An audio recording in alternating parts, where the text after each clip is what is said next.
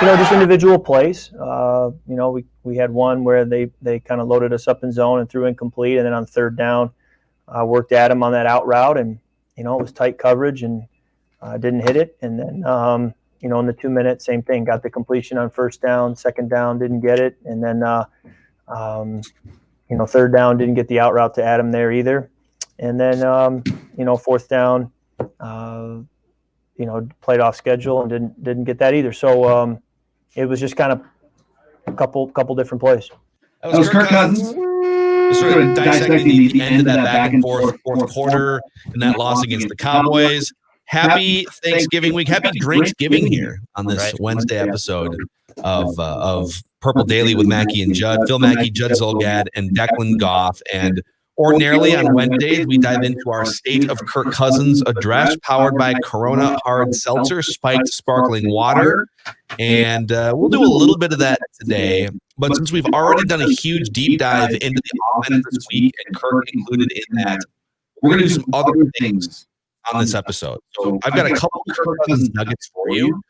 But the filet mignon, or the juicy turkey and stuffing, the real spread today is actually a trade idea sent into us by a Vikings. Reckless speculation! And also, you're going to pigskin pecking order, so we might prep that on the fly because I know that I totally forgot to, but we'll do it off the top of our heads if we need to. So let's start out with a couple of interesting Kirk Cousins stats here, boys, and go from there. He is currently the 6th ranked quarterback, according to Pro Football Focus, in terms of how they grade each and every game. And Pro Football Reference sent this number out, that over the last 27 years, the Minnesota Vikings in 2020 have the best red zone quarterback passer rating, so Kirk Cousins, in 27 years in the NFL. So you've got these, you've got one bit that says, hey, he's been the 6th best quarterback in the NFL. And the red zone passer rating, thanks in large part to Adam Thielen's hands, too, is the best we've seen in the NFL in like 3 decades. How does that sit with you, Judd Zulgad, when you hear those top line offensive quarterback stats? I think there's always a big difference between statistics and the eye test, and they have to be melded together. And you actually, if you watch games, I think can have, in this case, a very different impression of what the statistics say and what the actual reality is. Look, I mean, I don't think there's a debate here. If you just went blind statistics test, and if you were playing fantasy football as far as bang for your buck, Kirk Cousins is a top quarterback, and you financially are getting what you wanted. Unfortunately, if you watch the team play and it's a team game and things go wrong and things go, as Kirk himself said, off schedule. That's not supposed to mean death now. It's supposed to mean off schedule. So a play is made. I guess going back to the Thanksgiving table, Phil Mackey, I guess the fairest thing to say is everything, the spread that you just laid out for me on my plate, I'm going to take it with a grain of salt. That's literally how I see it. I mean, there's no way that you can watch the Vikings, hear what you just said, and be like, oh, it's all justified now. You can't do that. I think, it's funny because like he played amazingly on Sunday, really, like with no buts. He played one of his best games as a Viking on Sunday. Heck of a game. The but for me is more, it's less about Sunday. The but for me is more like the big picture, but the Vikings don't do well off schedule, period, offensively, in a league that requires you to oftentimes be great off schedule. And the number that we threw out earlier in the week, the whatever it was, 168 fourth quarter comebacks in the NFL the last 2.5 seasons, and the Vikings have one of them. And on Sunday, again, it was, the defense was bad, and the defense should ideally hold up at least once against the Cowboys in the fourth quarter, but the defense is not very good. The Vikings offense is measurably better than the Vikings defense this year, maybe for the first time in Mike Zimmer's career as head coach. And so you're going to find yourself in spots where, throw the last 2.5 hours out the window. We got the ball right now. We got to go. And it might be a little bit off schedule, and it might be hurry up, and it might be inside 2 minutes. And the Vikings are not good in those situations. The Vikings do not. And when I say not good, I'm not talking about a passer rating here or a red zone, completion percentage there. I'm talking about how often do they come from behind and win a game in the fourth quarter? And the answer is basically never in the last 3 years. And that's a problem. So going forward, whether Kirk Cousins is part of the solution or not, I think it's important for the Vikings to just be better in those off-schedule, late game, one timeout left, clock is running down situations. I'm not saying you have to win every one of them, but why do the Bills have 9 and you have 1? I mean, that's inexcusable to me. Why did Diggs want out? I mean, Stephon Diggs wanted out because he saw the statistics and then he saw the reality of those statistics. And he said, you know what? This is not the best chance for me to win. I get very frustrated by anybody that gets fixated on one thing too much. And that's true of, it can't be all eye test and it can't be all Kirk or a player stats. Those things are fine, but those things exist in a vacuum to like help out with fantasy football. Yeah. So if you watch the Vikings play, I think you can tell very much what the problems are, what the strengths are. And if you meld both of the eye test and the stats together, it basically gives you, I think, a pretty accurate picture, but one of those does not. Yep. So, all right. So that's our State of Kirk. If you want more deep dive into Kirk Cousins, I think you can pretty much check out any number of Vikings Vent Line, the Monday or the Tuesday episodes of Purple Daily. And we did a lot of discussion about the offense, obviously the defense too. I think part of the reason why we haven't been as hyper focused on the defensive struggles is because it's sort of like it sort of is what it is. Like they're grooming a bunch of rookie cornerbacks. Danielle Hunter is out. They traded Yannick Ngakoue. Like the Vikings have basically admitted this is kind of a transition year defensively, and we predicted it. Yep, it was like it's not a huge. It is not. It might be surprising to Mike, but it's not surprising when you decide to go into a year without a veteran corner. So no veteran corner, right? Like you can't be surprised when the young corners struggle. You just can't be. Yeah, and I look ahead at 2021. If and actually this will be a segue into our reckless trade speculation. But if Danielle Hunter comes back and he's healthy again, and if Jeff Gladney has a full offseason of workouts and whatnot, and maybe Anthony Barr comes back, maybe he doesn't, but I think your defense is going to be better next year just by having some of these pieces back. Michael Pierce is going to be back. And so I hear you. There's a lot of Vikings fans like, why are you guys not being harder on the defense? Because it just feels like kind of a temporary setback that's going to be fixed by guys coming back next year. The offensive stuff feels a little bit more systematic. And that's why I personally have been more focused on where the offense can get better. And look, as far as the corners go, to be very, very clear, and I've said this since the summer, I think we are being very fair in being hard on the people who make the decisions that didn't fill those spots or that tried to fill them with young players. Yeah. So I think it's very, very fair to be hard on Zimmer and Spielman. But can I sit here and like pick on Jeff Gladney? I mean, he was thrown into an impossible job, and he's trying. No, I'm good picking on Chris Jones. You got to try to tackle. You want to jump out of the way of a running back on a 42-yard touchdown But he shouldn't even be. It's very clear he should not be playing.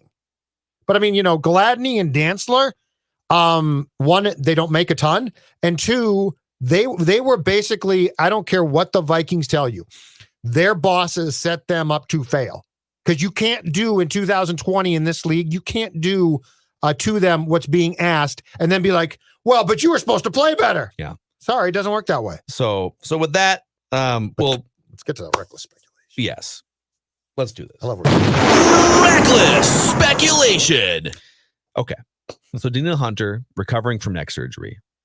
Ian Rappaport reporting that once the neck surgery process and rehab process is complete, or like as it's being completed, that the Vikings have to either make the defensive end the, quote, highest paid defender in the NFL or trade him, according to sources, during the upcoming or before the 2021 season.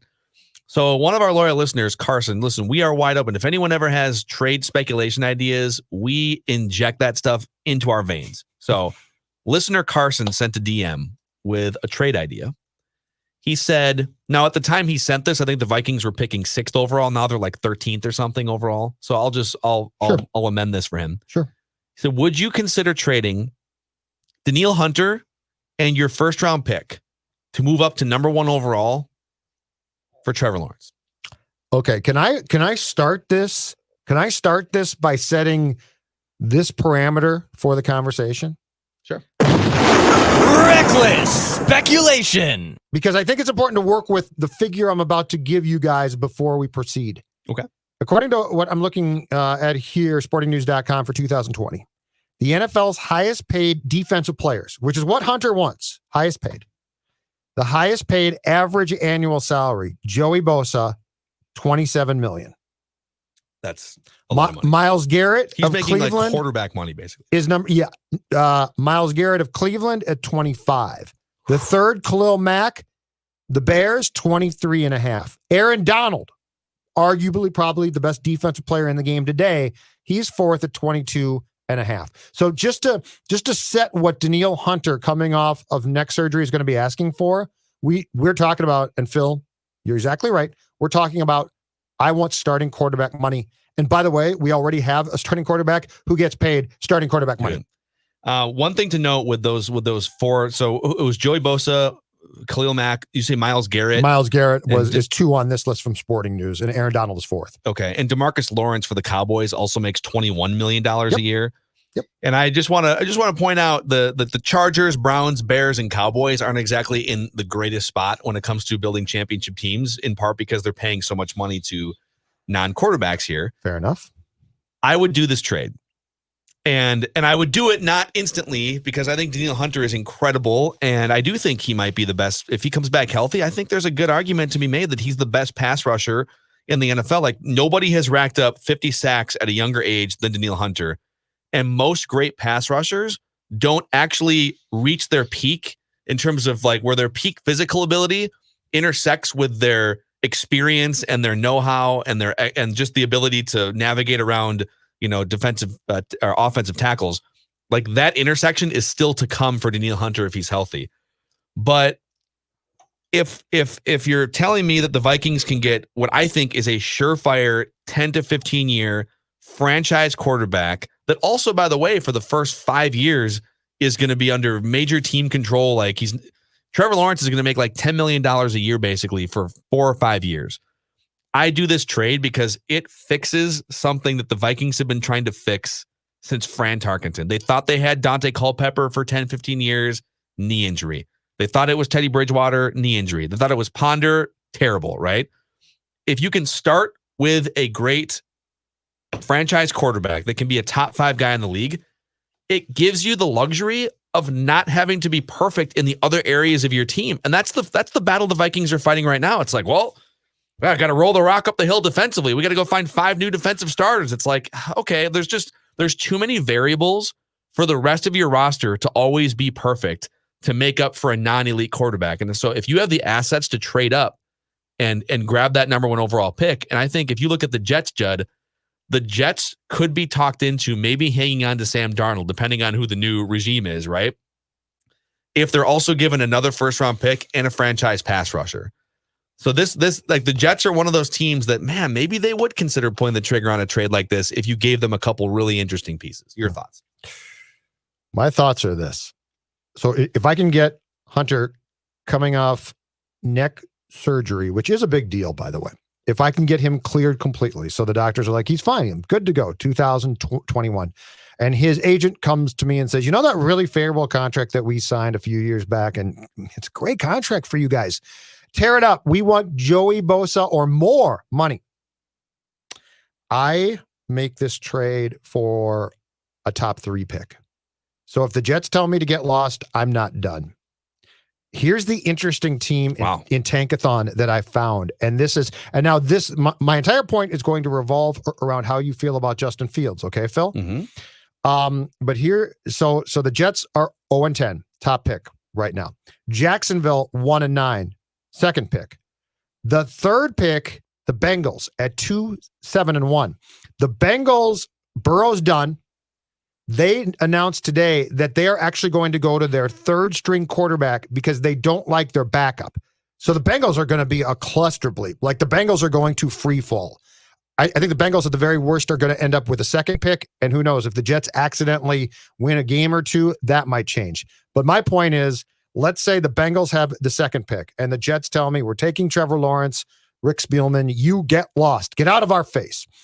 If I get Hunter cleared and it's become very clear to me that his camp wants to be the highest paid defensive player, I make that trade for the second pick and I take Justin Fields. So you need Jacksonville. I think right now the Jets and Jacksonville draft Trevor Lawrence and Justin Fields. Agreed. Right. That's what I'm saying. So you need Cincinnati to hop up if you think Fields. Now the question too is like this BYU kid that we keep referring to. What's his name again? Zach Wilson. Zach Wilson. So Zach BYU Wilson is incredible. He's having a great season for BYU. He might move up into like that top 5 or 6 range too by the time all the like combine stuff is over. So if you felt like could you even leverage a trade into the top 5 instead of the top 2 and get a guy that you want? Yeah, that's a good question. Would it even take Danielle Hunter? I will say this. If the Hunter camp comes to me with him coming off a neck procedure and says he will not play another down for you until he's the top paid defensive player in the entire league, I personally can't stomach that. I can't do that. 1, the cap's going down. 2, Phil, I'm with you. There's only one position in this league that fixes a ton of warts. Yeah. Like Danielle Hunter's a great player, but I can't pay him close to what Kirk Cousins is making. I just can't do it. So that's a real dilemma under which I think there needs to be potentially a resolution that doesn't have him back here. Yeah, like to me, it's a non-starter. If he wants to make quarterback money at that position, this is where these, like they call them business decisions, right? In the NFL, Danielle Hunter is amazing. But when you have Danielle Hunter and Kirk Cousins both making a combined like $60 million to the salary cap, you can't win a Super Bowl. No, you can't. Now, if it was Danielle Hunter making $27 million and a great rookie quarterback on a rookie salary scale for 4 or 5 years, awesome. I'm all for overpaying in that spot. Mm-hmm. So I think you have to make a decision. If you're gonna sort of fall into Danielle Hunter's wishes in that regard, you better have an exit plan for Kirk Cousins' salary, and vice versa. If you plan on keeping Kirk Cousins for the next couple of years, then you probably need an exit plan for Danielle Hunter's salary. But I would argue if you're going to trade Danielle Hunter, you should also look to just like get a young quarterback that you can grow with the next 10 years. Agree completely with that. Yes, Dex, would you do this trade, Danielle Hunter and the first round pick for the number 1 or number 2 overall pick? 100%. I don't think obviously the Jets or the Jags would be willing to do that. But if you're going to be at the point where I think guys like Zach Wilson are probably their stock's going to rise, and I think it's a pretty much foregone conclusion you're going to have to move up in the draft. If that means trading Danielle Hunter because you think Zach Wilson's not going to fall to you at 12 or wherever you have to go, then you have to make that trade. And I love Danielle Hunter. He's on a Hall of Fame path. I know we discussed a couple weeks ago. Do we think he can actually get back to that level, or has he peaked? I don't think he's peaked yet, and that's what's so scary, even with the neck injury. But yeah, you have to make that trade. A quarterback can change. It's everything we talked about last week. It's everything we've already talked about in the last 10 minutes. A quarterback can overcome those circumstances, and I'd be willing to do it if it meant I can get the right quarterback. Yeah. I mean, you think about the Vikings the last 15 years and how often, outside of like 2009, how often they've had the great edge rusher, like arguably the best edge rusher in the NFL, Jared Allen, Everson Griffin, and then to Danielle Hunter. And those guys have all been highly paid. In some cases, I think Jared Allen might have been the highest paid defensive end at one point. Yep, I think you're right. In the prime of his career. I think when they signed him after they got him in the trade, yeah. And they've had that, and then they've had one of the best, highest paid running backs in the NFL as well, and kind of a question mark or an average quarterback. Again, outside of 2009 Brett Favre. Mm-hmm. That formula is good enough to make you very competitive and to maybe even give you a postseason win and maybe even get you like to the NFC Championship game in 2017. But I think it's fool's gold if your goal is to win a Super Bowl. So yeah, like we can sit here and you watch the Vikings every single week and you're a fan, and man, that you can't fathom the idea of not having Dalvin Cook or Danielle Hunter on the roster because those guys are so good and so fun to watch. But when those guys make top end money in a salary cap structure, and you have a non-Patrick Mahomes, non-Russell Wilson quarterback making a ton of money, how are you going to fill the other spots with good enough players unless you get super lucky in the draft with like 5 all-pros in the same draft, right? I also don't think that you can have a quarterback who's paid like Kirk is and signed Danielle and already have signed Dalvin. I mean, look at their expenditures and look at also if the cap does crash down to, and I think they've talked about the floor for the cap post-pandemic in 2021 being 175. If it goes down, I think it's at 198 right now. You can't do that. Like, there's no way. There's no way that you can pay that. So I think the reality is if Danielle Hunter's camp is intent on him becoming the highest paid defensive player in the league, I think the exit is basically destined unless he agrees to, okay, at least for 21, it's not going to work. I don't see a path to it working. Yeah. It seems irresponsible. And if once you write that check, I know it's not all guaranteed, but you're in deep. Yeah. So, hit us up if you guys disagree. Hit us up in the comments on youtube.com/Purple Daily Podcast. Tweet at us at Phil Mackey, at Jay Zulgad, at Dex's Tweets. I got a fun game here called from Tankathon. Who do we want to see, if you're a Vikings fan, absolutely tank the rest of the season? Bengals for sure, and they very well could. You need teams that don't need quarterbacks to be. Do you know what hurts you? It hurts you that Dallas beat you.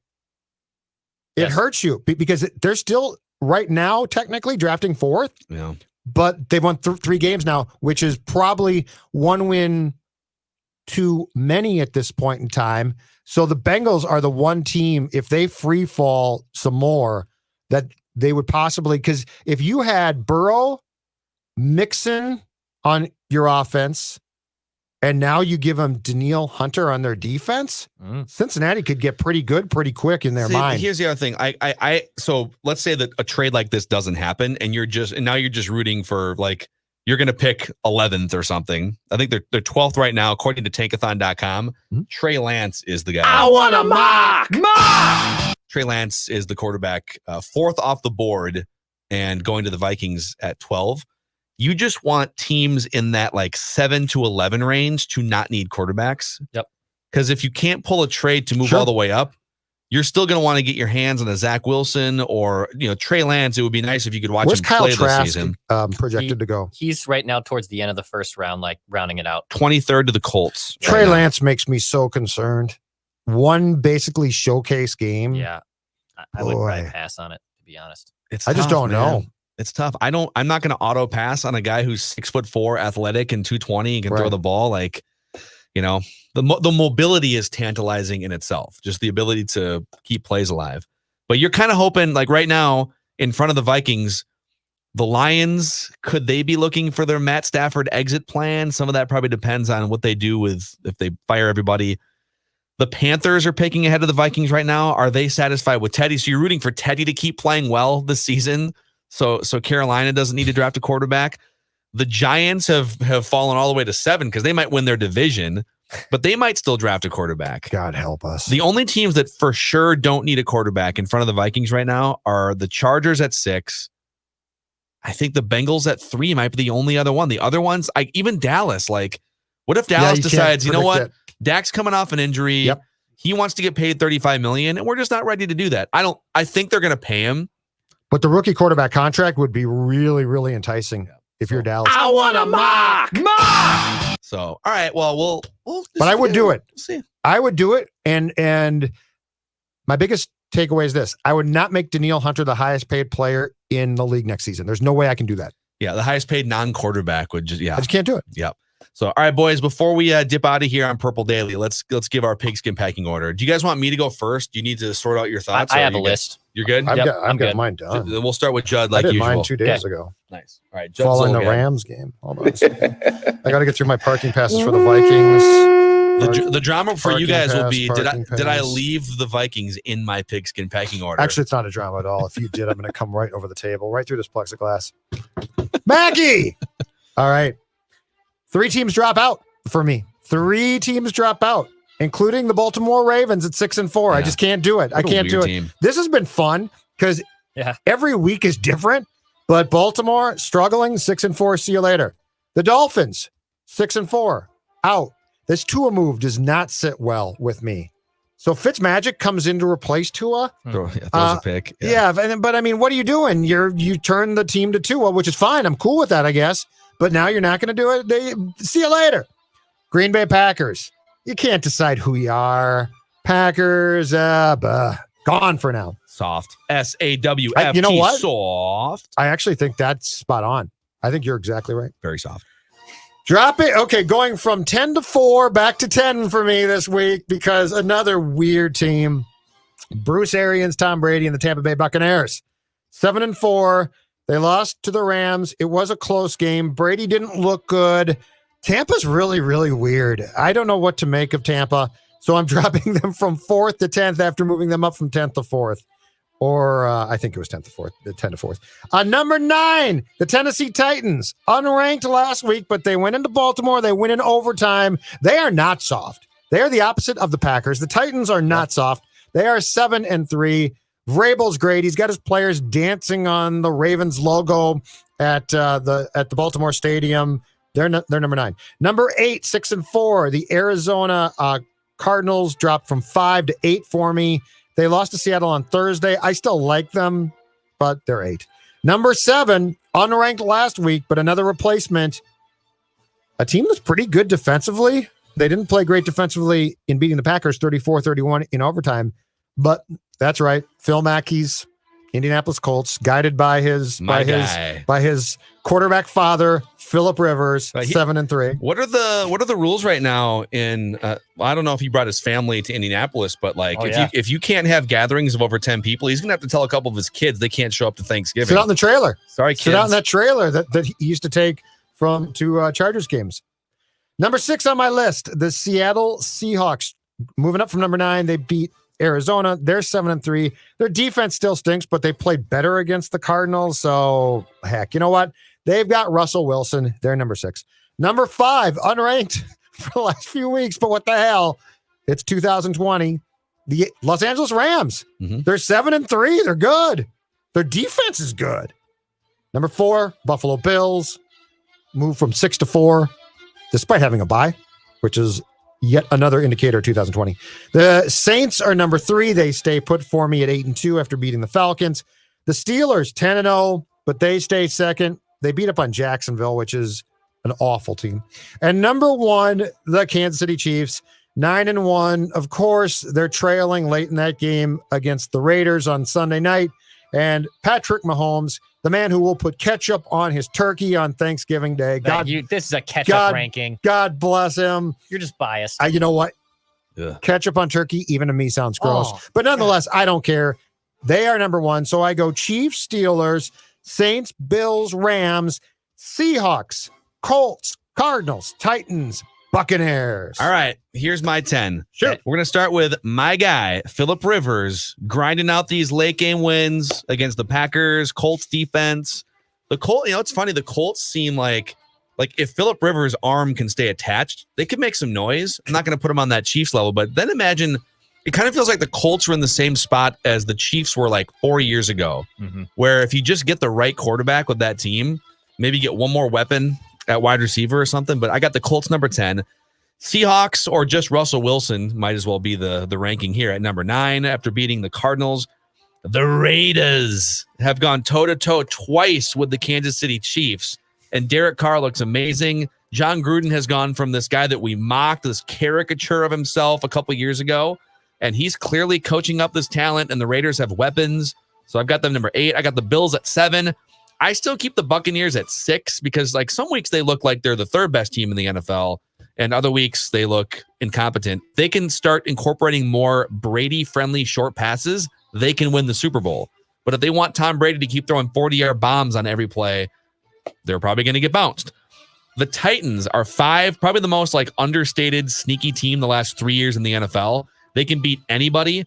Number 4, the Saints. Now we're getting into teams that can win the Super Bowl here. Number 4, I got the Rams 3rd after watching them. Where'd you have them last week? Do you remember? Out. I had them out. Okay. They just, and part of it's I shouldn't have had them out last week, but They clearly can beat anybody in the NFL. They've got one of the better defenses in the NFC. The defense, they've got weapons. Yeah. So they just, I don't know. The Rams are third on my list. Steelers number 2, Chiefs number 1. So Chiefs, Steelers, Rams, Saints, Titans, Buccaneers, Bills, Raiders, Seahawks, Colts. Packers dropped out. Cardinals dropped out for me last week. And Vikings dropped out too. So, the Vikings are out? No. Sorry. Got a little overzealous last week. Don't say. But if they would have won, you guys both would have put the Vikings in your 10. And I probably would have had him as 10. Mm-hmm. Well, I still wouldn't have been in my 10. Sorry. Can't do it. All right, starting on mine, I'm putting the Cleveland Browns at 10. They are 7-3. They've won some slot fest football games the last few weeks against Houston in inclement weather. Obviously, they beat up on a pretty bad Carson Wentz and Philadelphia Eagles team, who's probably going to get benched here any day. But the Browns are 7-3, and you got to give them credit for being 7-3. They're number 10 for me, though. Packers are number 9 after falling on their faces and looking honestly soft. I think soft is probably the best word we can use to describe them. They are number 9. I have the Bucs at 8. I don't get them. Like Phil said, they could be 3 or they could be completely off this list. Their variance is absolutely through I can't figure out who the hell they are. Tom Brady's forgetting rules. He's still pouty. Bruce Arians loves to call him out. I think there's some dysfunction maybe brewing in Tampa Bay. 7 is the Buffalo Bills. I think they're an extremely exciting team to watch. I would like to watch them in the playoffs. I just question if they're going to have enough horses and firepower to get over teams like the Steelers, Chiefs, and even the Titans. So they're 7 for me. Colts at number 6. Phillip Rivers is still doing it, man. I thought the bad spiral football and all those kids, they were finally going to catch up to him. Nope. Phillip Rivers, Phil's guy, is still slinging it in Indianapolis. They're number 6 for me. Defense is good, too. Yeah. Titans are number 5. They honestly might be the most well-coached team in the NFL. I mean, Mike Vrabel's been awesome. Brian Tannehill has exceeded the expectations. Last year wasn't a fluke. It's a pretty damn good team. They're number 5. I have the Rams at number 4 after their awesome performance in their latest game. And yes, were they outside of my top 10? I believe they were. But their defense is legit, and Jared Goff and Sean McVay are basically back. The Saints are number 3. They're my top team in the NFC. I think they have kind of solidified themselves as a top team, even with Drew Brees basically breaking like 14 ribs. I didn't even know you could break 11 ribs, whatever the hell he had. It's 11, yeah. Oh, my God. Ridiculous. I didn't know you had 11. The Saints are probably still the best team in the NFC. I had the Chiefs number 2 and the Steelers number 1. Again, simply just for records, I do think that the Chiefs win that game in an AFC title game when push comes to shove. But just right now, the Steelers are number 1. So my 10 through 1 goes Browns, Packers, Bucks, Bills, Colts, Titans, Rams, Saints, Chiefs, and your Pittsburgh Steelers are your number 1 team still. Good stuff, gentlemen. I'm reading through some angry tweets right now off of you must have posted this must be from one of the Kirk Cousins clips from Purple Daily that you posted on Score North Twitter. Yeah. I'm just going to read you guys a couple of these here. Oh boy. All right. So at Phil Mackey, so the fourth quarter comebacks only count when the defense holds up after. Well, again, Kirk Cousins was great, but games go back and forth. So we just want to say, hey, listen, if you get up 10-0 in the first half, from that point forward, shut her down. Now it's on the defense. Yeah. No, the game is 60 minutes and the game goes back and forth. And when the ping pong ball gets hit over the net and it comes back to the Vikings and there's 3-4 minutes left in the game and they're trailing, they only win once in the last 3 years. That's what I'm saying. It's a ping pong game. Well, we took a 7-0 lead. Our work is done.